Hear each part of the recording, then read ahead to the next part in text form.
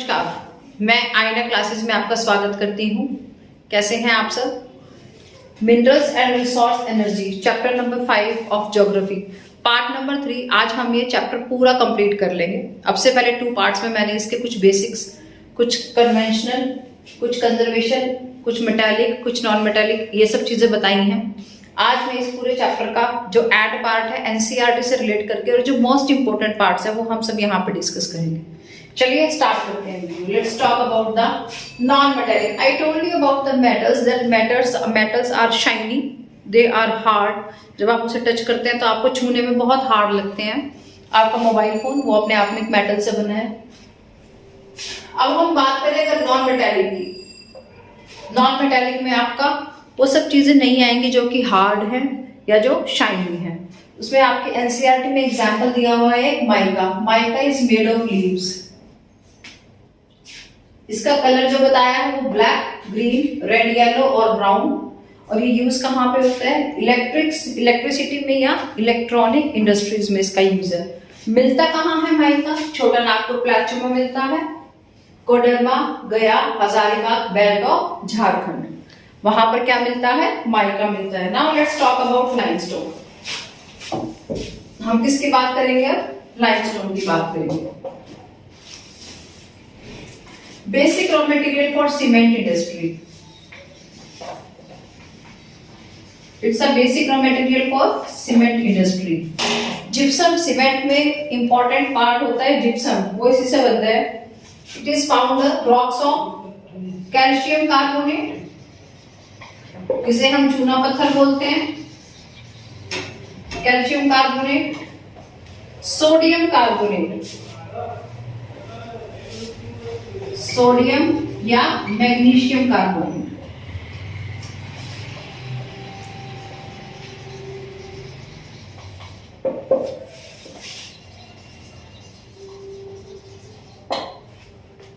Limestone की अगर हम बात करें,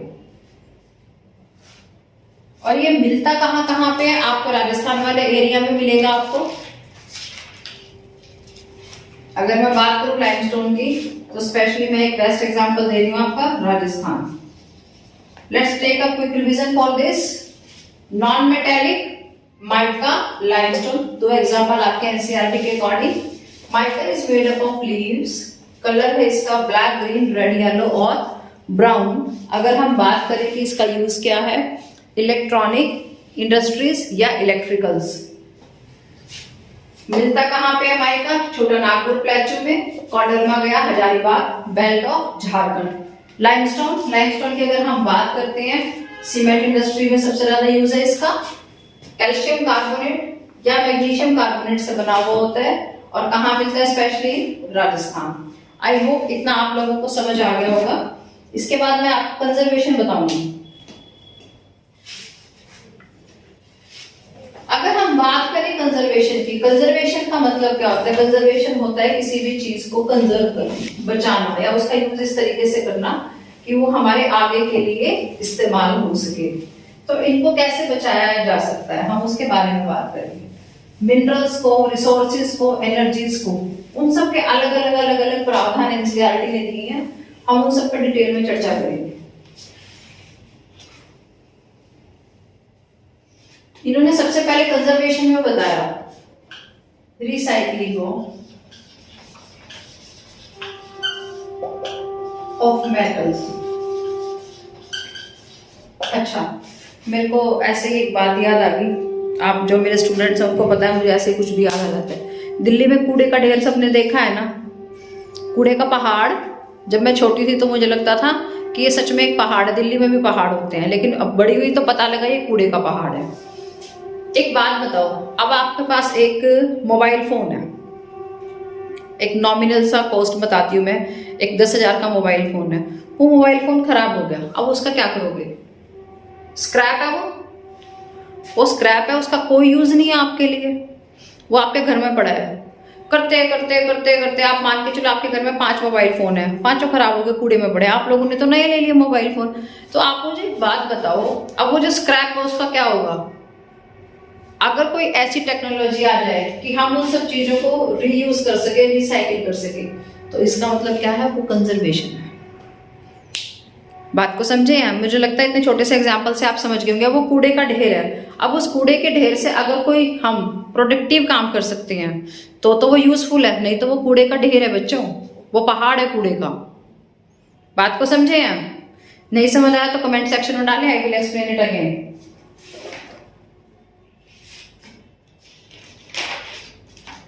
नेक्स्ट है आपका energy resources, conventional sources of energy. जो आपका एनसीईआरटी में टॉपिक है मैं वो बता रही हूं आपको। नेक्स्ट जो टॉपिक है वह है आपका energy resources,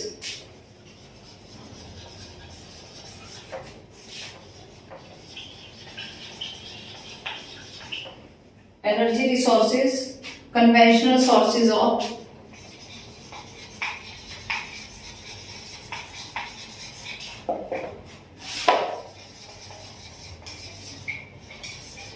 conventional sources of energy।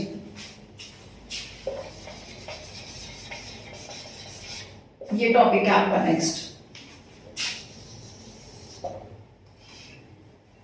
सबसे पहली बात आपको ये पता होना चाहिए एनर्जी हम कहाँ कहाँ यूज करते हैं। कुकिंग में, खाना बनाने में एनर्जी यूज होती है, ये natural gas, LPG liquid petroleum gas खाना बनाने में यूज होती है। पहली चीज, इधर उधर ट्रैवलिंग करने में एनर्जी यूज होती है। एक इलेक्ट्रिसिटी, एक बल्ब ऑन करने में एनर्जी यूज होती है। मैं बोल रही हूँ तो एनर्जी यूज हो रही है। एनर्जी हर जगह यूज हो रही है। आप ये वीडियो देखेंगे तो भी एनर्जी यूज होगी, ठीक है। मोबाइल को चार्ज करने में इलेक्ट्रिसिटी लगती है, दैट इज कॉल्ड एनर्जी। मैंने बोला फर्स्ट पॉइंट आपका कुकिंग, लाइट, रोशनी मिलती है आपको एनर्जी से। अच्छा, अगला बोला था मैंने आपको व्हीकल्स का, व्हीकल्स मूव करने में, इधर उधर ले जाने में एनर्जी हमें मिलती कहां से है? अगर हम बात करें, it can be generated by fuels. It is the most important part, fuels. अब ये फ्यूल्स कौन कौन से हो सकते हैं, कौन कौन से नहीं हो सकते, उसके ऊपर अगर बात करें, petroleum, all of you know about it. Let's talk about some conventional sources of energy. हम अगर बात करें, इसकी बात करेंगे अब हम कन्वेंशनल सोर्सेज ऑफ एनर्जी की। ये मोस्ट इंपॉर्टेंट रहेगा आपके एग्जाम पॉइंट ऑफ व्यू से, याद रखिएगा इस बात को। और अब जिसका मैं जिक्र करूंगी सॉरी, सर्दियां चल रही हैं भैया, किसको नहीं पता उसके बारे में। कन्वेंशनल सोर्सेज ऑफ एनर्जी की अगर मैं बात करूं तो पहली बात करते हैं हम कोल। कोल मीन्स कोयला। मेरी राइटिंग बहुत बेकार है यार, संभाल लेना आप लोग, रियली इट इज बकवास, बिल्कुल पूरी तरह से बकवास, एक्चुअली बैड। कोल यानी कि कोयला। अगर मैं आपको बता दूं, इंडिया जितनी भी एनर्जी प्रोड्यूस करता है, जितनी भी एनर्जी यूज करता है, उसका मैक्सिमम पार्ट कोयले से प्रोड्यूस होता है। मैक्सिमम पार्ट कोयले से प्रोड्यूस होता है। कोयला कितने टाइप का होता है, कौन सा कोयला बेस्ट होता है, कोयला कौन कौन सा इंडिया में फाउंड है, कहाँ कहाँ पे मिलता है, ये सब चीजें मैं अभी आपको बताऊंगी। और इस पर डबल स्टार मार्क कर लेना, ये मोस्ट इंपॉर्टेंट रहेगा आपके एग्जाम पॉइंट ऑफ व्यू से। सर्दियाँ चल रही हैं, कोयले की अंगीठी तो मोस्टली बच्चों ने देखी होगी, मोस्टली घरों में होती है। और कुछ नहीं तो कम से कम आयरन, जो बाजार में प्रेस करता है, प्रेस वाला कपड़े आयरन करता है, वो कोयले से ही करता है, ठीक है। चलिए, actually it is a fossil fuel, fossil fuel. लाखों, हजारों, करोड़ों साल लग जाते हैं इसको बनने में। Used for, specially used for power generation. अगर इसका यूज करें पावर जनरेशन। अच्छा, मेरे दिमाग में एक क्वेश्चन आया। हिंदुस्तान की जो पहली ट्रेन चली थी मुंबई टू बॉम्बे टू थाने, वो कोयले से चलती थी, या उसी से देख लो आप, पावर बनती थी, उससे पावर जनरेशन होता था कोयले से। चलिए, पावर जनरेशन होती है that is used for industry as well as for domestic plus domestic. पहले के टाइम पे तो खाना भी बनता था भाई मेरे, अभी भी बना सकते हैं लेकिन अब उतना नहीं है। और ये बनता कैसे है कोयला? डिकेइंग ऑफ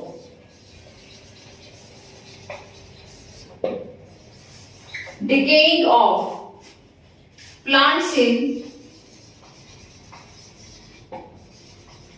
swamps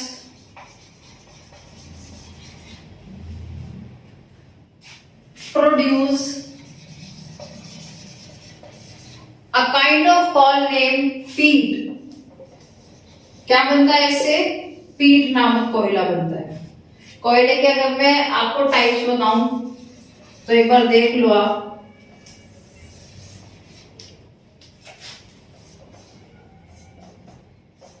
अगर मैं टाइप्स की बात करूं कोल की तो आपका है पीट,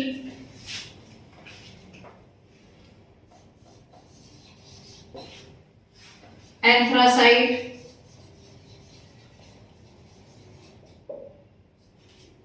पीट बिटुमिनस,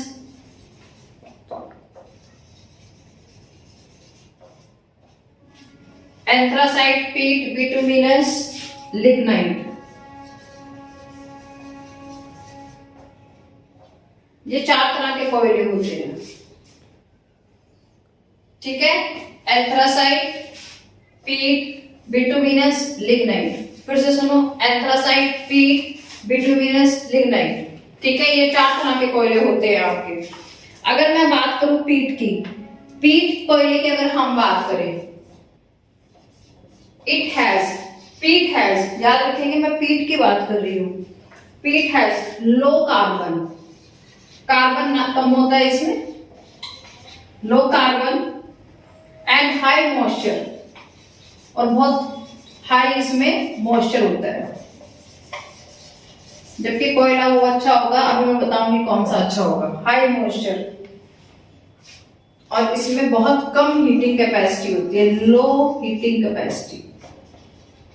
अब आप मुझे एक बात बताओ, मैंने पीट कोयले के बारे में आपको क्या क्या बताया, ध्यान से सुनो। सबसे पहले कोयला, कोयला जो है वो कन्वेंशनल सोर्स ऑफ एनर्जी, सबसे बड़ा conventional source of energy coal. It is known as fossil fuel. Power generation इससे होती है, और कहाँ के लिए होती है?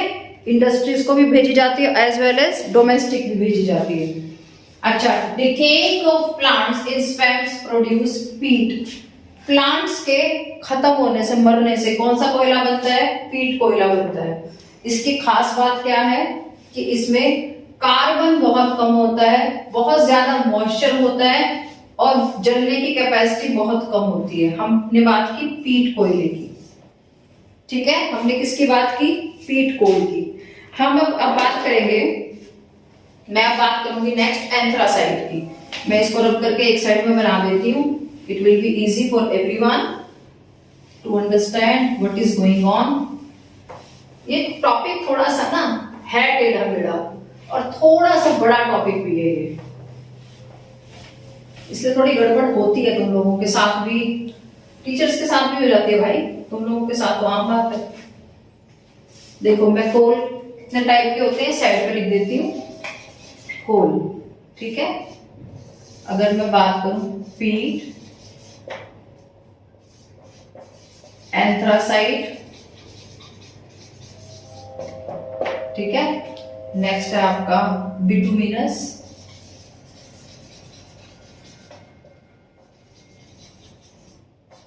ठीक है? नेक्स्ट है आपका लिग्नाइट। पीट मैंने अभी बताया, कार्बन बहुत कम होता है, हीटिंग कैपेसिटी बहुत कम होती है, मॉइस्चर बहुत ज्यादा होता है। डिकेइंग प्लांट से ये बनता है पीट कोल। अब हम बात करते हैं आपकी, नेक्स्ट हमने लिखा है एंथ्रासाइट। अगर मैं बात करूं एंथ्रासाइट की,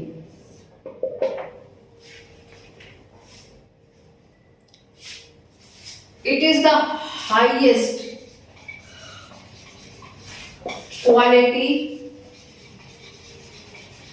कोल। कौन सा? एंथ्रासाइट। बेस्ट क्वालिटी है, बेस्ट क्वालिटी। एंथ्रासाइट जो है बेस्ट क्वालिटी कोल है। ठीक है, अब हम बात करते हैं बिटुमिनस की।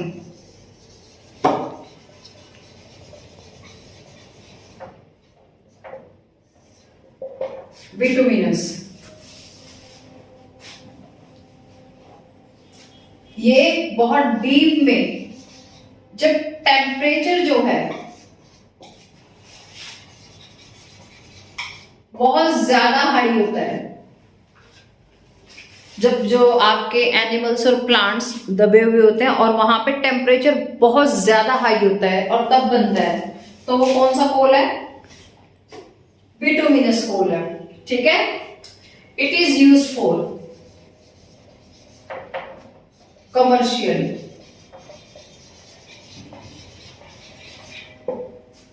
It is used for commercial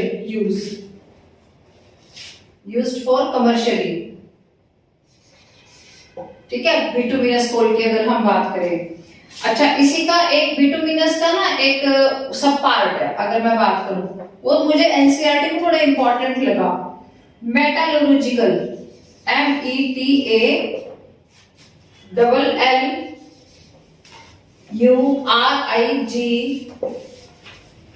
METALLURGICL, metallurgical कोल।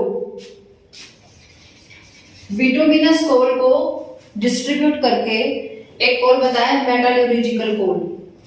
ये बिटुमिनस का ही पार्ट है, it is a part of bituminous coal. This is the best, it is best bituminous coal. मेरी बात को समझे हैं यहां तक? मैंने ये कहा है बिटुमिनस कोल का जो सब पार्ट है वो है मेटलर्जिकल। ठीक है, इसका बेस्ट पार्ट है ये बिटुमिनस का। अब अगर हम बात करें तो हम बात करते हैं लिग्नाइट की। लिग्नाइट रह गया था ना, लिग्नाइट कोल अगर हम बात करें। लो ग्रेड ब्राउन कोल, ये भी लो ग्रेड है। ऐसा कलर है इसका ब्राउन कोल। कौन सा?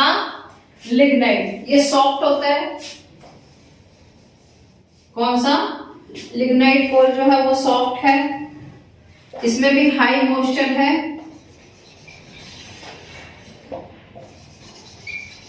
इसमें भी हाई मॉइस्चर है। और फाउंड मिलता कहां पे है ये? स्पेशली अगर मैं फाउंड की बात करूं, फाउंड इन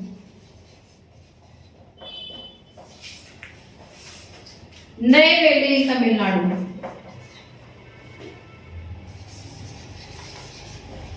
नेयवेली इन तमिलनाडु कहां मिलता है?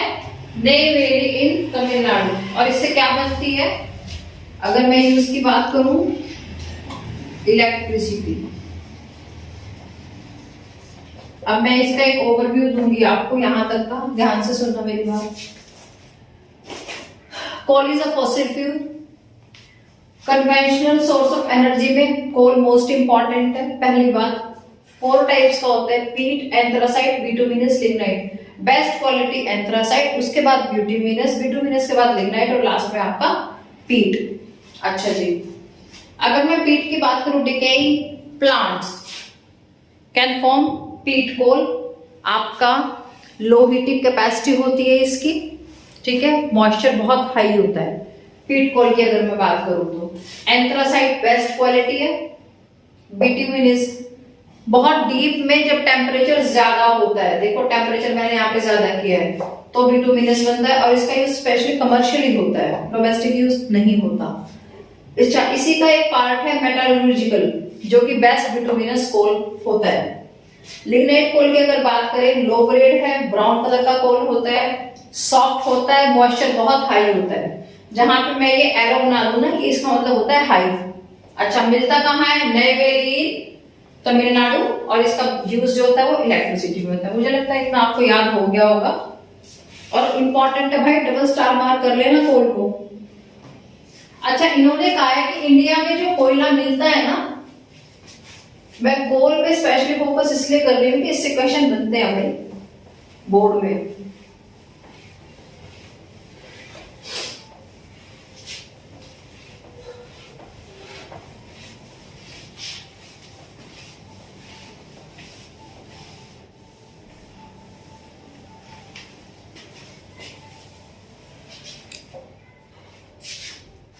इंडिया में जो कोयला है, इन इंडिया, इंडिया के पर्सपेक्टिव में अगर मैं बताऊं, in India,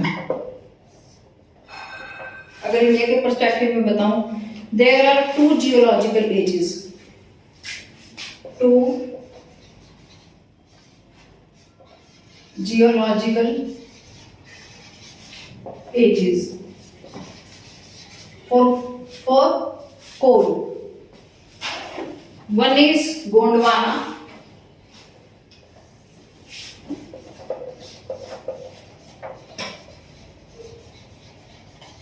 one is Gondwana, second is territory, second is territory, ठीक है। गोंडवाना कोल जो है वो स्पेशली कौन सा कोल है? मेटा, अभी मैंने बताया था बिटुमिनस कोल, मेटलर्जिकल बिटुमिनस कोल, ठीक है। गोंडवाना कोल की अगर हम बात करें, अच्छा ये मिलता कहाँ है? अगर मैं बात करूं फाउंड इन, अच्छा इसकी खास बात यह है कि 200 मिलियन ईयर्स बिफोर का है ये, 200 मिलियन ईयर्स, ठीक है। और मिलता कहाँ है ये? दामोदर वैली, और दामोदर वैली कहाँ है?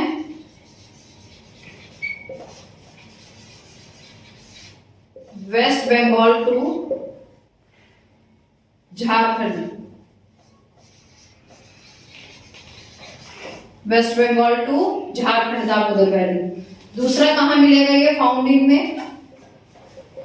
झरिया,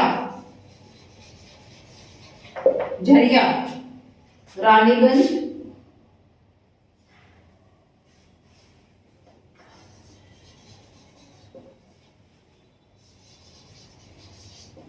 बोकारो। अच्छा और कहां मिलेगा? साउथ इंडिया की बात करें तो द गोदावरी, गोदावरी का दूसरा नाम बताओ, गोदावरी रिवर का दूसरा नाम? दक्षिण गंगा, गोदावरी रिवर का दूसरा नाम दक्षिण गंगा, द गोदावरी, महानदी, ये सारे साउथ इंडियन रिवर्स हैं। सोन एंड वर्धा वैली। गोंडवाना कोल यहां मिलेगा आपको। मैं फिर से एक बार रिवाइज करवा देती हूँ। गोंडवाना कोल जो है अराउंड 200 मिलियन ईयर्स पुराना है। जितना कोल पुराना होगा उतना क्वालिटी उसकी अच्छी होगी। तो इंडिया में गोंडवाना कोल मिलता है, और गोंडवाना में कोल मिलता है, गोंडवाना कोल, और उसका नाम क्या है? मेटालर्जिकल कोल, जो कि बिटुमिनस कोल का सब पार्ट है। बेस्ट क्वालिटी अगर हम देखें तो। अच्छा कहाँ मिलता है? दामोदर वैली, जो कि वेस्ट बंगाल और झारखंड में है। उसके बाद मिलता है झरिया, रानीगंज और बोकारो में। उसके बाद मिलता है गोदावरी, महानदी, सोन एंड वर्धा वैलीज में। ये आपका गोंडवाना कोल की बात करते हैं। अगर मैं बात करूं टेरिटरी की, north eastern states of Meghalaya, north eastern states Meghalaya, अगर मैं बात करूं north eastern states Meghalaya, Assam, Arunachal Pradesh और आपका नागालैंड।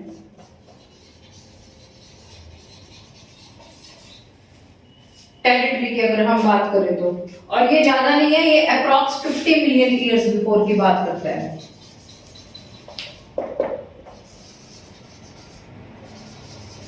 50 मिलियन ईयर्स बिफोर की बात करता है अगर हम बात करें। Take a quick region, in India there are two geological ages for coal. One is Gondwana, another one is Tertiary. अगर हम बात करें गोंडवाना की, Gondwana coal is around 200 million years. कितना पुराना है? लगभग 200 मिलियन ईयर्स पुराना है। और ये कोल कौन सा है? मेटालर्जिकल कोल, जो कि बिटुमिनस कोल का एक सब पार्ट है। बिटुमिनस कोल जो है वो सेकंड टाइप ऑफ कोल में, best quality anthracite, second one is bituminous, third one is lignite and the last one is peat. Found in Damodar valley. Damodar valley कहाँ पे आपकी? दामोदर नाम से पकड़ लो यार, थोड़ा सा अजीब सा अलग सा नाम है। West Bengal, Jharkhand. Jharia, Raniganj, Bokaro. Godavari, Mahanadi, Son and Wardha valley. ये पूरा का पूरा आपका, अगर मैं बात करूं, साउथ इंडिया के आसपास का पड़ने वाला एरिया है। और झरिया, रानीगंज, बोकारो ये थोड़ा बिहार के आसपास, वेस्ट बंगाल, झारखंड। अगर मैं बात करूं एंशिएंट टाइम में, तो आपका बिहार, बंगाल, उड़ीसा, ये एक्चुअल में एक ही स्टेट होते थे, जिसको कि बंगाल कहा जाता था। बंगाल प्रेसिडेंसी ब्रिटिशर्स के टाइम पे। तो ये तीनों के तीनों लगभग एक होते थे। अब ये अलग अलग हो गए, तो मैंने आपको ये अलग अलग नाम बता दिए हैं। Let's talk about territory. Territory जो है 50 मिलियन ईयर्स बिफोर, ये वाला जो कोल जो यहाँ पे मिलता है 50 मिलियन ईयर्स बिफोर। कहाँ पे? North eastern states, Meghalaya, Assam, Arunachal Pradesh और नागालैंड। मुझे लगता है ये आपको समझ आ गया होगा। अब हम बात करेंगे जो आपकी पेट्रोलियम है, पेट्रोलियम पे बात करेंगे हम। कोल पे हमने बात कर ली कन्वेंशनल रिसोर्सेज में, अब हम बात करेंगे पेट्रोलियम की।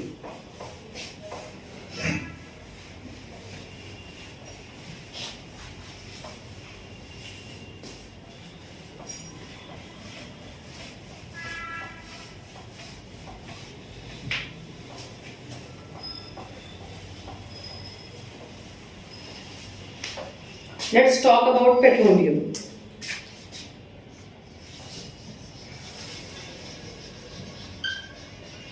पेट्रोल के बारे में किसको नहीं पता? सबको पता है पेट्रोल के बारे में। Everyone knows about the petrol. भैया एक गाड़ी भी ना हिले पेट्रोल के बिना, तो जब एक गाड़ी नहीं चल सकती पेट्रोल के बिना, तो बिना गाड़ी के तो कुछ नहीं चलता आजकल। एक्चुअली आपकी जो एनसीईआरटी कहती है वो कहती है पेट्रोलियम जो है, पेट्रोलियम रिफाइनरीज जो पेट्रोल को क्लीन करती हैं, पेट्रोल ओर को, पेट्रोलियम ओर जो होता है उसमें से पेट्रोल को निकालने का काम कौन करती है? Petroleum refineries. ठीक है, तो ये जो काम करती है, ये एक दे वर्क्स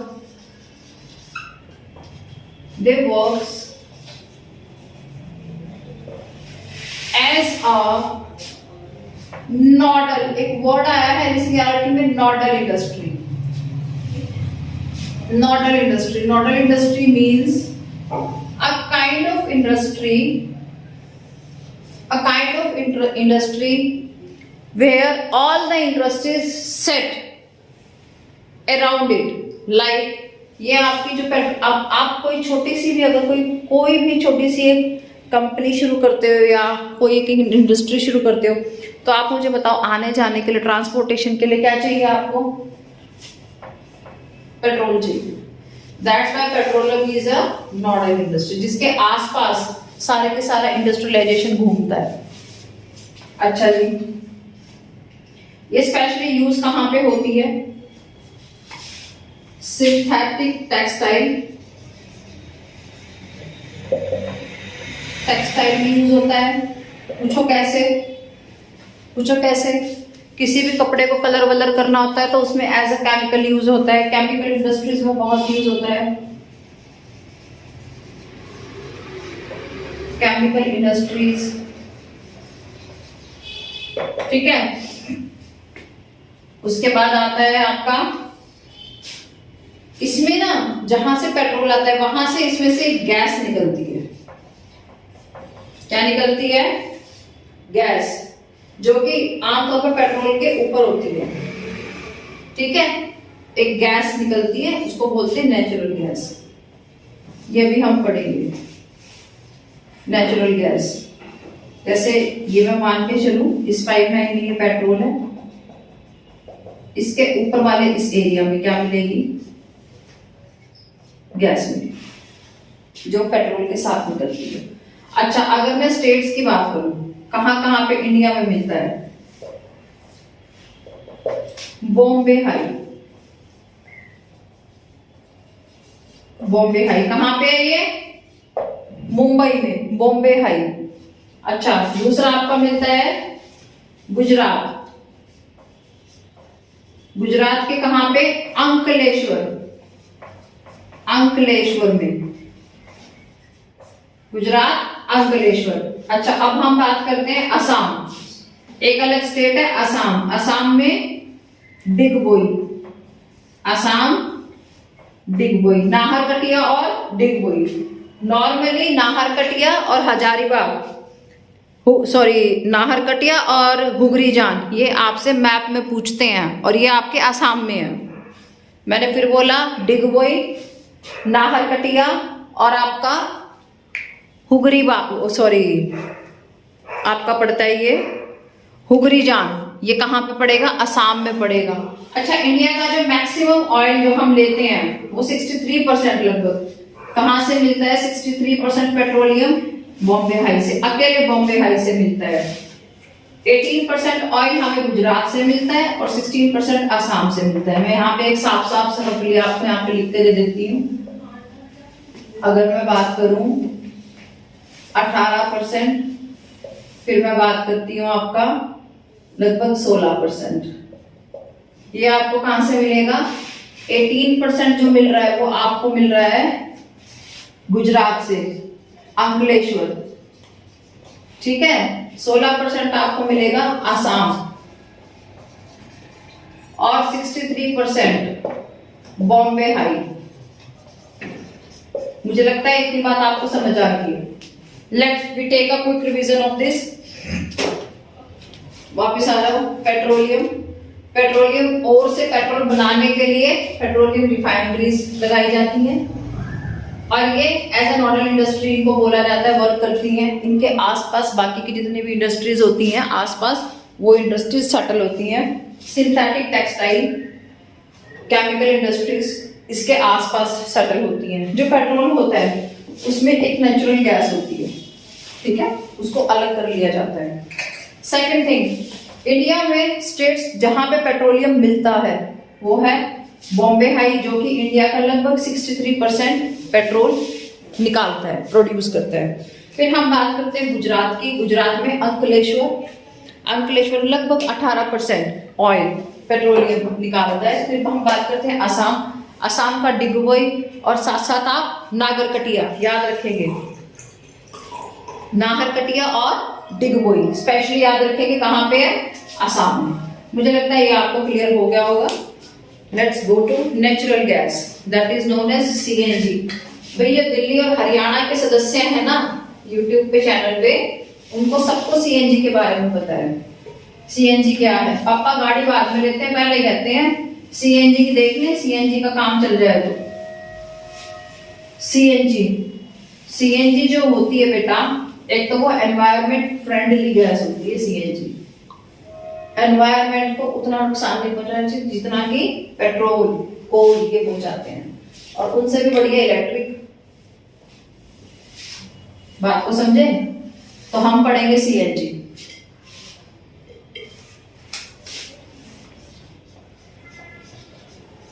और natural gas.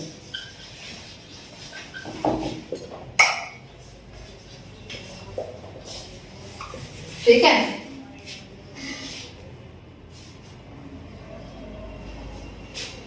a kind of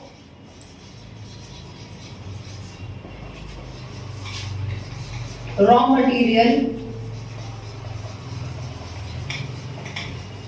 for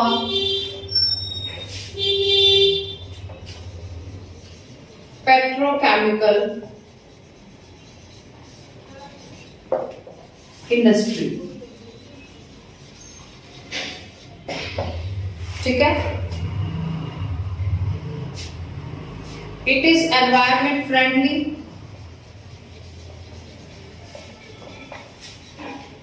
Environment friendly. चलो जी, अच्छा,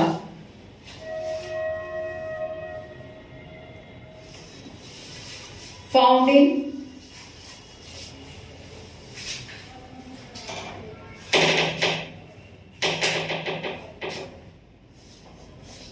the power and fertilizer industries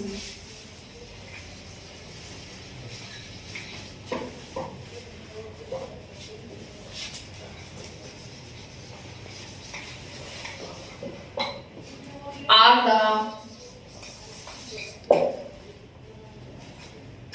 key users of, ये मैं नहीं कह रही हूं, आपकी एनसीईआरटी कह रही है, of natural gas.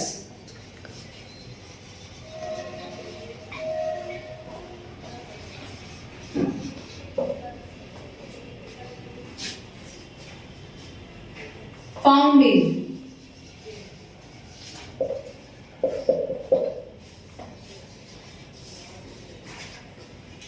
Krishna Godavari basin,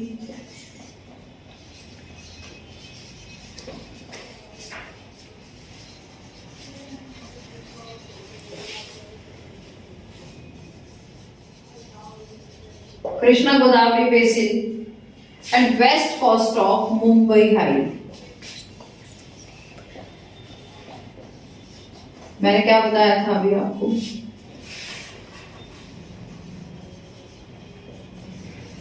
जब मैंने पेट्रोल पढ़ाया था तो मैंने क्या कहा था, जहां पे पेट्रोल होगा उसके साथ में क्या होगी, नेचुरल गैस। बताई थी कि नहीं बताई थी मैंने? बताई थी ना? आ जाओ यहाँ आ जाओ। CNG, a kind of raw material for petrochemical industry. अच्छा जी, environment friendly होती है। The power and fertilizer industries are the key users of natural gas. उसके बाद मिलती कहाँ कहाँ पे है? जहां जहां पे आपका तेल मिलेगा, पेट्रोल मिलेगा। West coast of Mumbai high, Krishna Godavari basin, यहां मिलती है क्या? Natural gas. Exam point of view से मैं नहीं कहती है बहुत ज्यादा इंपॉर्टेंट है। एग्जाम पॉइंट ऑफ व्यू से देखो, आपका कोल और पेट्रोल ये मोस्ट इंपॉर्टेंट है, अगर मैं एग्जाम की दृष्टि से देखूं तो, ना कि मैंने नेचुरल गैस को इंपॉर्टेंट बोला है। अब बात करेंगे हम इलेक्ट्रिसिटी की। मैं कोई रिवीजन सारे टॉपिक की कराऊंगी, लेकिन जो मुझे इंपॉर्टेंट लग रहा है वो मैं अलग से बताने जा रही हूँ आपको। मैंने कोर को डबल स्टार मार्क कराया था, जो पेपर में पूछे जाते हैं वो बता रही हूँ। बाकी एक एक नंबर के जो एग्जाम्स में क्वेश्चन आएंगे ना, उसके लिए पूरी वीडियो याद होनी चाहिए। क्लियरली मैं बताऊं तो अब हम बात करते हैं इलेक्ट्रिसिटी की।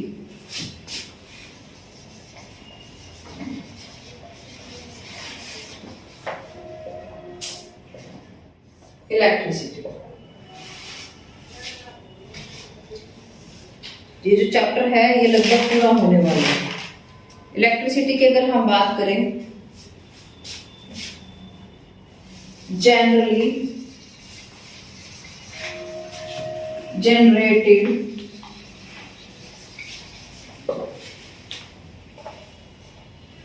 by two types, ठीक है?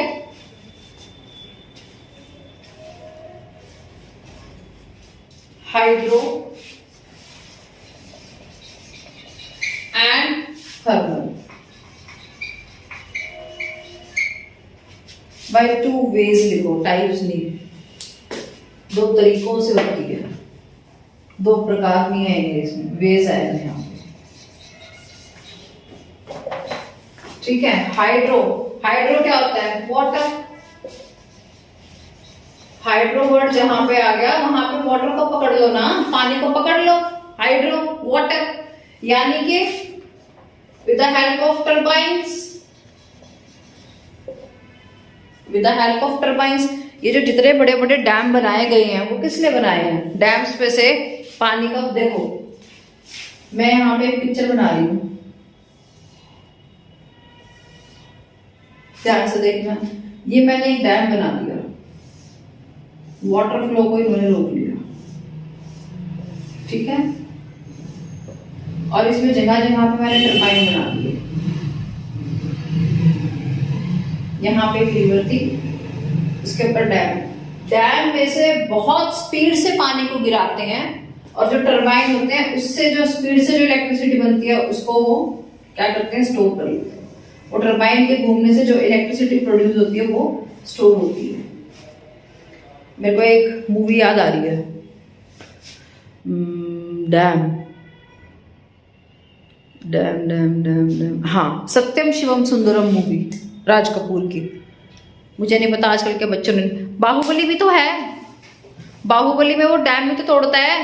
बाहुबली सेकंड वाला जो पार्ट है उसमें, मुझे पूरा नाम याद नहीं है, लेकिन वो जब अपनी गर्लफ्रेंड से मिलने जाता है, मतलब उसके बाई चांस पहुंच जाता है, तो उनको बचाने के लिए वो डैम भी तो तोड़ता है। वो इतना ज़्यादा एकदम स्पीड में पानी आ जाता है और वो सब बह जाता है। वो एक डैम को ही तोड़ता है एक्चुअल में। और अभी जो अगर हम करंट सिनेरियो की बात करें तो डैम जो है वो बीच बीच में रोके, जो हरिद्वार गया वो उसने देखे होंगे, रास्ते में जगह जगह पुल से बना रखे हैं, पानी को जगह जगह रोक रखा है, वहां नहीं, लेकिन जहां पीछे से गंगा आती है वहां पे डैम होगा, जहां पानी का फ्लो बहुत ज्यादा होता है वहां पे होगा डैम। हरिद्वार में डैम नहीं बता रही हूँ मैं, कहीं कहते मैडम ने तो हरिद्वार में डैम बता दिया था, ठीक है। तो इससे जो इलेक्ट्रिसिटी बनेगी उसको क्या बोलेंगे? Hydro electricity. क्या बोलेंगे?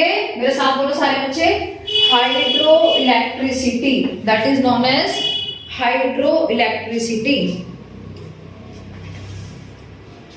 अब अगर मैं बात करूं थर्मल की, it can be made with the help of coal as well as petroleum. इनसे जो इलेक्ट्रिसिटी बनेगी उसको क्या बोलेंगे? थर्मल। उसको क्या बोलेंगे? Thermal electricity.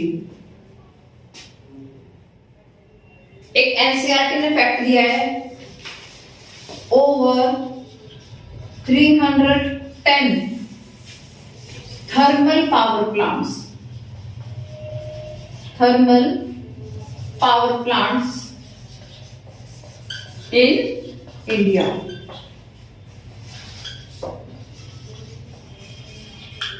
मैं फिर बोल रही हूँ, इस चैप्टर में आपका कोल, पेट्रोलियम मोस्ट इंपॉर्टेंट रहेगा, मोस्ट इंपॉर्टेंट। इतना क्लियर हुआ पॉइंट सबको? Let's take a quick revision for this. Electricity, भैया इलेक्ट्रिसिटी के बिना कुछ भी पॉसिबल है आपकी लाइफ में? ये जो वीडियो देख रहे हो ना तुम, ये भी पॉसिबल नहीं है। Electricity generally generated by two ways, hydro, water. अगर जहां पे हाइड्रो वर्ड है समझ जाना, with the help of water, turbines use होते हैं इसमें। थर्मल की अगर हम बात करें सॉरी थर्मल की अगर हम बात करें तो कोल और पेट्रोलियम से जो बिजली प्रोड्यूस की जाती है, इलेक्ट्रिसिटी बनाई जाती है, उसको क्या बोलते हैं? Thermal electricity. Over 310 thermal power plants are already in India. Let's talk to non conventional sources of energy. Non conventional,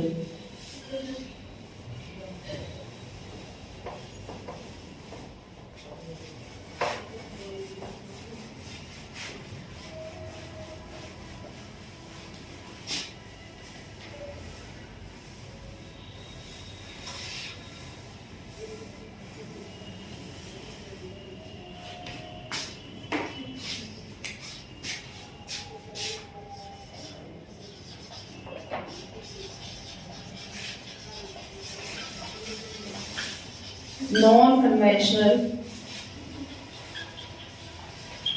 source of energy.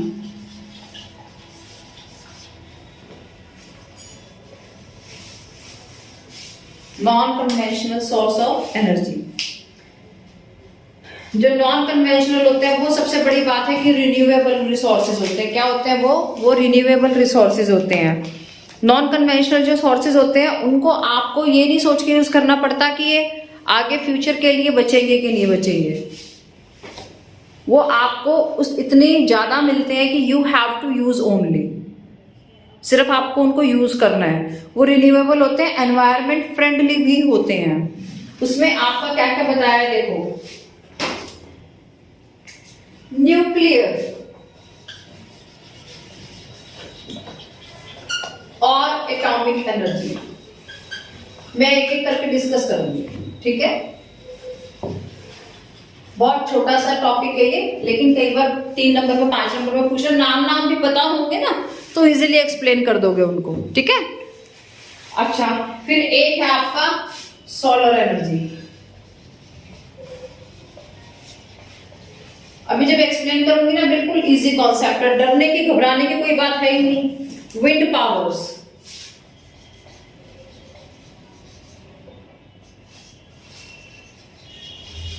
ठीक है। फिर आ जाते हैं आपका biogas.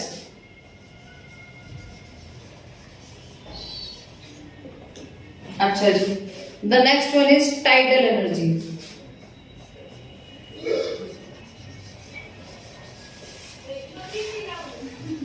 Next one is geothermal.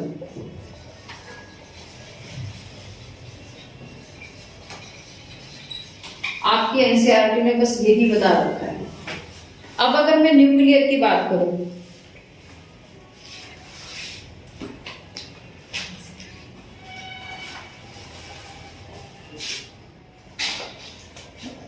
Nuclear atomic energy से हम electricity बनाते हैं।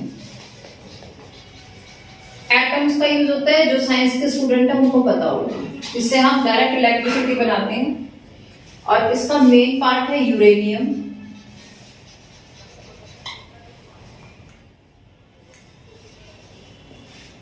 And thorium. क्या है? यूरेनियम एंड थोरियम, ठीक है। अच्छा, अगर मैं यूरेनियम की बात करूं तो ये कहां मिलता है? यूरेनियम कहां मिलता है मैं उसकी बात कर रही हूं। यूरेनियम मिलता है आपका Jharkhand and Aravalli ranges of Rajasthan.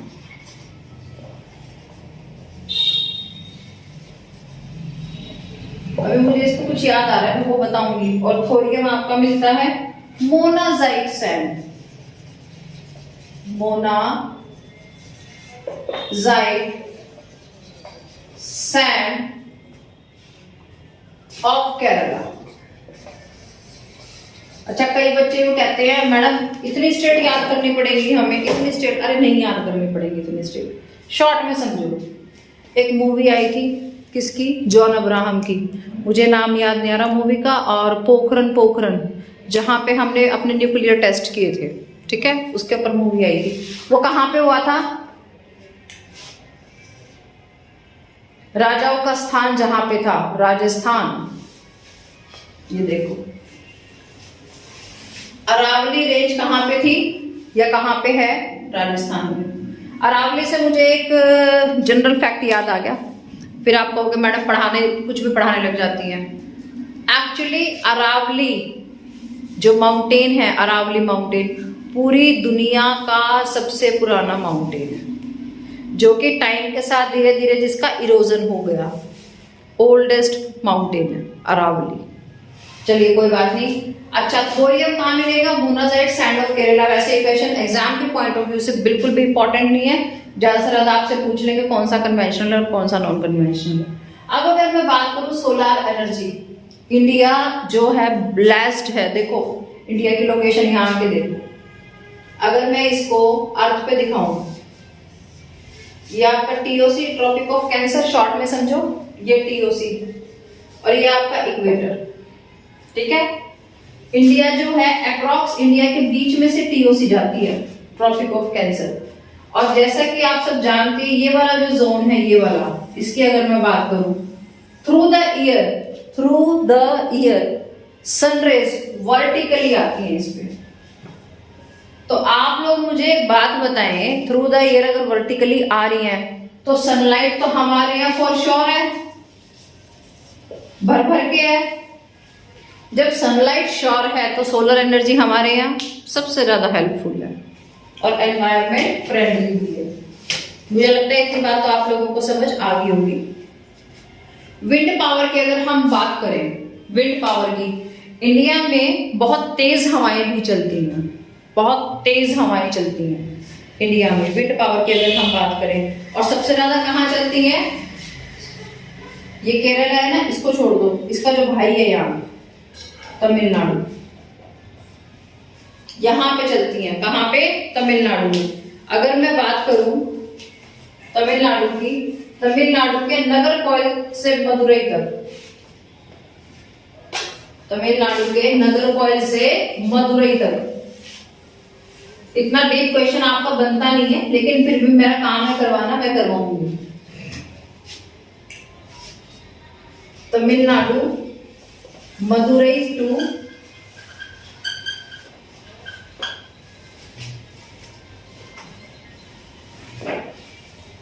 Nagercoil,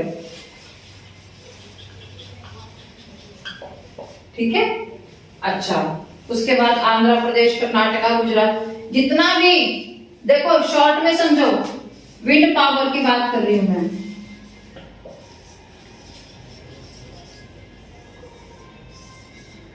जितना भी ये वेस्टर्न कोस्ट वाला एरिया है, सारी स्टेट्स वेस्टर्न कोस्ट वाली पकड़ लो, सारी स्टेट।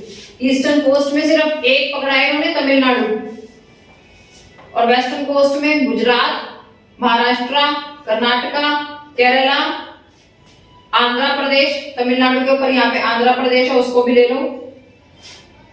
इन सब में क्या क्या बोला मैंने?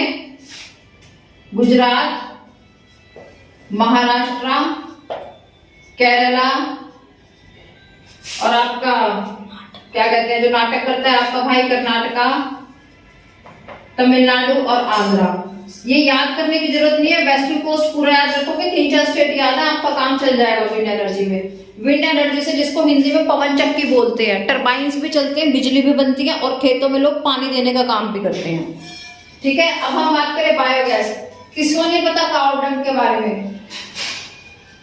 एक काम करना, मजा आ जाएगा, तो मैं हंस के पागल हो जाओगे। अमेज़न पे जाना और वहां पे डालना काऊ केक, आप देखना, गोबर के गोसे, देसी में पूछो तो गोसे, जिनको अपने यहाँ गोसे बोलते हैं, या जिनको क्या बोलते हैं, उपले, उनको बोलते हैं ये केक, काऊ केक, काऊ डंग केक, ऐसे ऐसे नाम है। उनसे बायोगैस, उनसे एनर्जी प्रोड्यूस करना, वो क्या है आपका non conventional source of energy है। अब बात करें टाइड्स की, भैया ये आपका समंदर है, समंदर, हरा समंदर, गोपी चंद्र, ठीक है, ये आपका समंदर है। समंदर में बहुत तेज लहरों का आना, बहुत ऊपर आना और उसका नीचे जाना, उससे जो हम एनर्जी प्रोड्यूस करते हैं टाइड से, that is known as tidal energy. अब आ गया geothermal. Geo means earth, geo means earth. जो अर्थ की गर्मी है, अर्थ की जो हीट है, हीट, उससे जो हम एनर्जी प्रोड्यूस करते हैं, इलेक्ट्रिसिटी प्रोड्यूस करते हैं, that is known as geothermal energy. इस चैप्टर को कंप्लीट कर दिया है मैंने यहाँ, ये वीडियो का पार्ट नंबर 3 है। अच्छा, मैं एक जनरल बात कहना चाहती हूँ आप सबसे, और वो जनरल बात ये है, मुझे कुछ बच्चों के जो डाउट्स आ रहे हैं ना, वो डाउट्स इस तरीके के आ रहे हैं कि मैडम जब वीडियो सुनते हैं ना तो लगता है सब कुछ याद है, और बाद में हम सब कुछ भूल जाते हैं। इसका मेरे पास एक बहुत अच्छा तरीका है कि आपको याद रहेगी सब कुछ।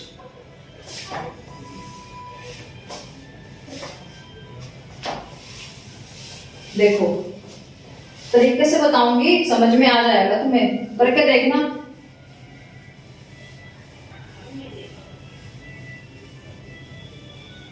देखो यहाँ देखो तुम, ये मैंने तुम्हें एक क्रॉप पढ़ाई wheat,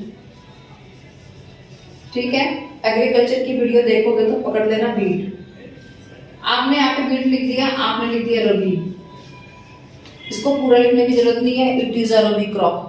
staple food of India, ये भी लिखने की जरूरत नहीं है। आपने लिखा सीधा रेनफॉल कितनी चाहिए भैया, 50 to 70 सेंटीमीटर चाहिए, ठीक है।